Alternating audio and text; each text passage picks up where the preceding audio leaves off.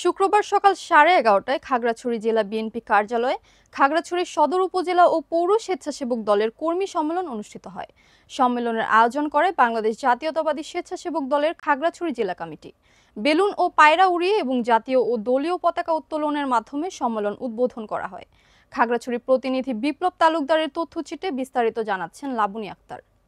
শুক্রবার 5 সেপ্টেম্বর সকাল 11:30টায় খাগড়াছড়ি জেলা বিএনপির কার্যালয়ে খাগড়াছড়ি সদর উপজেলা ও পৌর স্বেচ্ছাসেবক দলের কর্মী সম্মেলন অনুষ্ঠিত হয়েছে। সম্মেলনের আয়োজন করে বাংলাদেশ জাতীয়তাবাদী স্বেচ্ছাসেবক দলের খাগড়াছড়ি জেলা কমিটি। বেলুন ও পায়রা উড়িয়ে এবং জাতীয় ও দলীয় পতাকা উত্তোলনের মাধ্যমে সম্মেলনের উদ্বোধন করা হয়। কর্মী সম্মেলনের প্রধান অতিথি ছিলেন জাতীয়তাবাদী স্বেচ্ছাসেবক দলের কেন্দ্রীয় কমিটির সহসভাপতি এস.এম. জাহাঙ্গীর। সভাপতিত্ব করেন খাগড়াছড়ি জেলা স্বেচ্ছাসেবক দলের আহ্বায়ক আব্দুল্লাহ আল নোমান সাগর এবং সঞ্চালনায় ছিলেন জেলা সদস্য সচিব নূর মোহাম্মদ হৃদয়।